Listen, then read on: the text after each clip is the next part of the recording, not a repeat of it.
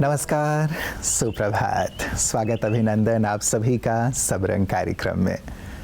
मित्रों, आज सुबह सुबह एक विचार चल रहा था कि जीवन के हर मोड़ पर हमें एक गुण की बहुत ज़्यादा आवश्यकता होती है और वो गुण है धैर्यता का गुण। कभी हमारा कार्य न बन रहा हो, लगातार असफलता मिल रही हो, लाख कोशिश करने के बाद भी ठीक से काम ना बन पा रहा हो, यहाँ सब्र का होना बहुत ज़रूरी हो जाता है, धैर्य का होना बहुत ज़रूरी हो जाता है। कोई हमसे बहुत बुरा व्यवहार कर रहा हो, परिवार का ही सदस्य हो या फिर हमारे संगठन में हो जहाँ हम रहते हैं, कार्य करते हैं, और हमेशा ही उसके गलत व्यवहार, बुरे व्यवहार का हमें सामना करना पड़ता हो, वहाँ भी हमें धैर्य की आवश्यकता होती है। कई बार बातें ऊपर नीचे हो जाती है, जिससे मन में आवेग आता है, गुस्सा आता है।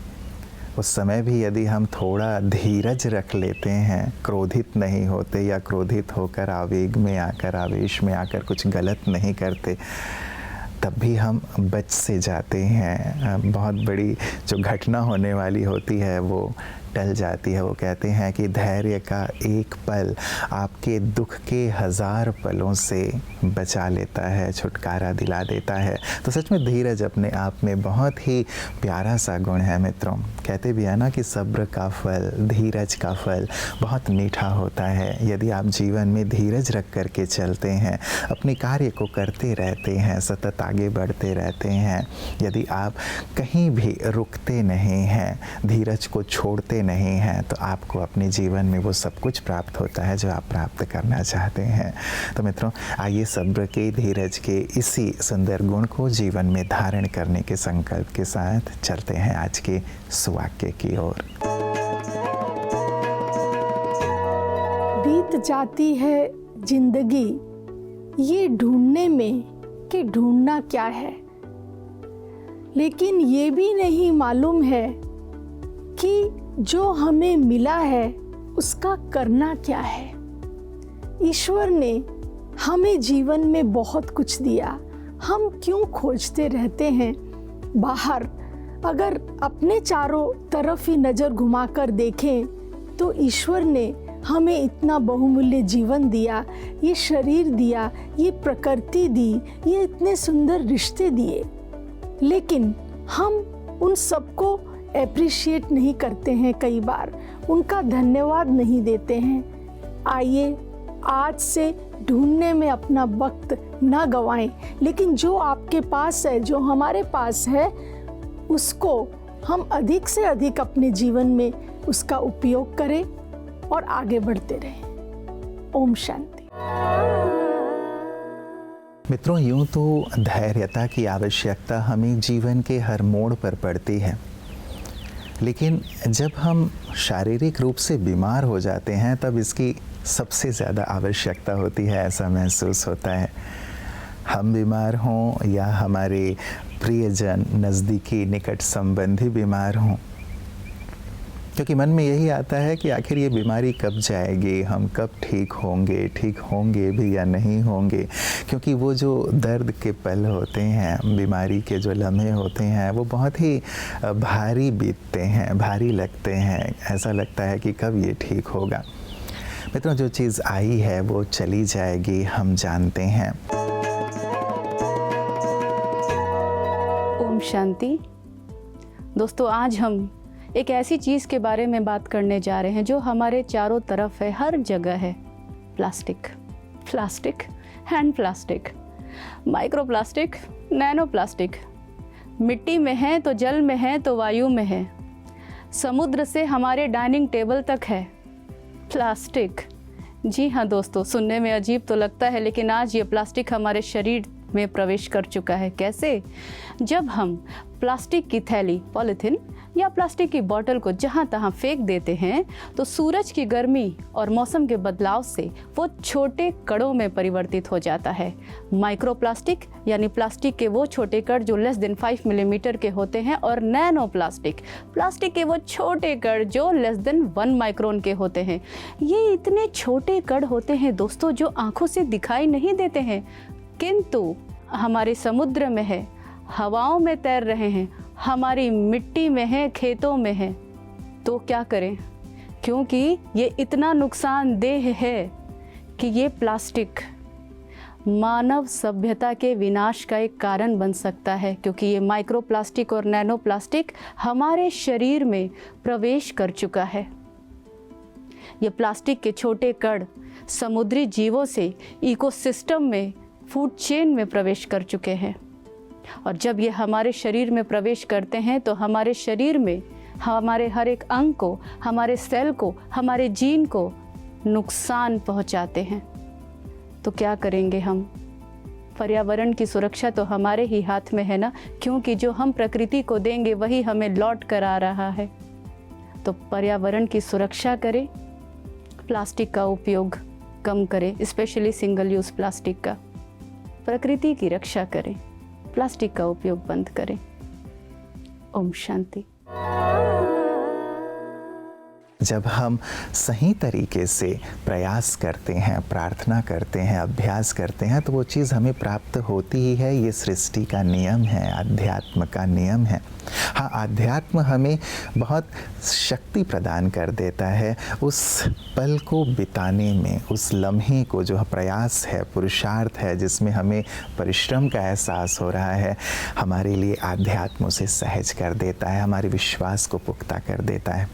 और ऐसा ही विश्वास, ऐसा ही निश्चय, ऐसी ही धैर्यता की धनी थी हमारी आदरणीय राजयोगिनी सरला दादी जी। मित्रों, ब्रह्मा कुमारी इसकी एक ऐसी आधार स्तंभों में से एक, जिन्होंने अपने सारे जीवन को ईश्वरीय कार्य अर्थ समर्पित कर दिया। आज उनका स्मृति दिवस है। आइए महकती यादों में, उनकी सुंदर यादों से अपने जीवन को महकाएं और उन्होंने अपने जीवन में जिन आध्यात्मिक मूल्यों को धारण किया, उनमें से कुछ सुंदर गुणों को अपने जीवन में भी लाने का संकल्प लें। सरलता, निर्माणता और समर्पण महता जैसी अनेकानेक रत्नों की धनी थी बेंगलुरु कुमारा पार्क की सरला दादी जी। आपका जन्म सिंध कराची में हुआ था। 1936 में आपकी लौकिक बहन कला ओम मंडली में जाया करती थी। 1937 में जब आप अपने लौकिक बहन के घर आईं, तब आपको पता चला कि एक ऐसा भी स्थान है जहां श्री कृष्ण का साक्षात्कार होता है। जब आप बाबा के सामने पहुंची तो आपको उनके भ्रकुटी में एक दिव्य ज्योति का साक्षात्कार हुआ, जिसके बाद आपने एक नए जन्म का अनुभव किया। 10 वर्ष के अल्पायु में ही आपको ये एहसास हुआ कि यही वो परिवार है जिसमें आप पहले भी आई थी और आज फिर आ रही है। बाबा और मम्मा के हस्त कमलों से पलते हुए आपने दादी गुलजार जी के साथ ही बोर्डिंग स्कूल में शिक्षा ली। बाबा की आज्ञा से आप ईश्वरीय सेवा के निमित्त कानपुर से होते हुए बेंगलुरु के कुमारा पार्क में आ पहुंचे। आपने अपने त्याग, तपस्या और निष्ठा से ईश्वरीय सेवाओं का ऐसा बीज डाला जिसका विशाल वट वृक्ष आज हम सबके सामने है। आपकी तपस्या के फल स्वरूप ही आप अनेक सेवा केंद्रों की स्थापना के निमित्त बने। बाबा की श्रीमत का दिल से पालन करते हुए अपने संपूर्ण जीवन को इस ईश्वरीय यज्ञ में समर्पित करते हुए आप 11 सितंबर 2017 को अपने लौकिक देह का त्याग कर बाप दादा की गोद में चली गई।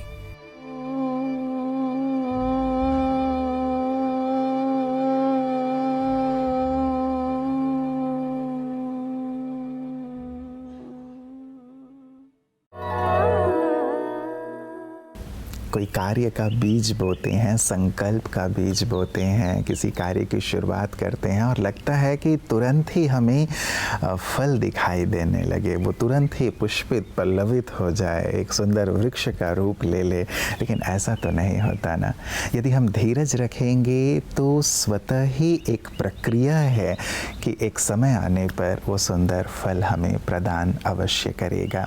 लेकिन हाँ, हमें सब्र रखते हुए परिश्रम करते रहना होगा। तो मित्रों, हम भी सब्र का जो सुंदर बीज है उसे अपने हृदय में बोलें। ये हमेशा के लिए हमारे संस्कार में शामिल हो जाए, ताकि हर कार्य में हम सफल हों, हर कार्य में हमें ईश्वर एक ऐसा सुंदर फल प्रदान करे जिसकी हम कामना करते हैं। परमात्मा, जगन नियामक, ईश्वर जिसको कहते हैं, सृष्टि करता है। भगवान कहता है पूरी दुनिया को, इसकी मैकेनिज्म को चलाने वाला मैं हूं। जितनी भी देवी देवताएं हैं उन सभी को शक्ति प्रदान करने वाला परमात्मा है। पांच तत्वों को संभालने वाला भी परमात्मा है। इसलिए हमारे जीवन के अविभाज्य अंग पांच तत्व या प्रकृति है। हर काम करते समय ये प्रकृति हमारी साथ देती है। शरीर के पांचों तत्व हमारे साथ देते हैं। शरीर के बिना तो हम कुछ कर नहीं सकते। साकार दुनिया की यात्रा में शरीर हमारा मानो साथी है, या हम इसके सारथी है, ये हमारा रथ है। इसलिए हम जो भी पाते हैं, जो भी हमें मिलता है, जिसकी हम प्राप्ति करते हैं, उन सब चीज़ों के लिए हमें परमात्मा का धन्यवाद करना, जिसको ग्रेटिट्यूड कहते हैं। जिसने दिया उसके प्रति एक कृतज्ञता भाव, मन से शुक्रिया कहना बहुत जरूरी है। जब ऐसा भाव हमारे मन में होगा तो जो हमें मिला है उसे प्राप्त करने में अगर हमसे कुछ कमियां गलतियां हुई भी होगी, उसका पश्चाताप भी हो जाएगा। इसलिए भगवान गीता में कहता है कि जो भी तुम पाते हो, प्राप्त करते हो, इस यज्ञ से यज्ञेश्वर के प्रति उसे समर्पण कर दो। जब समर्पणमयता आ जाती है तो जीवन में संतृप्ति और सफलता अपने आप आ जाती है। तो कहते हैं एक बार कुछ यात्री यात्रा कर रहे थे, नाव से यात्रा कर रहे थे, अचानक तूफ़ान आ गया। तूफ़ान इतना ज़बरदस्त था कि लोगों को लगा कि पता नहीं अब तो नाव पलट ही जाएगा, क्यों ना ईश्वर को याद करें। कुछ लोगों ने हे राम हे राम हे राम कहना शुरू किया, लेकिन 5 मिनट हो गए, राम जी के कोई दर्शन नहीं हुए, ना ही तूफ़ान थमा।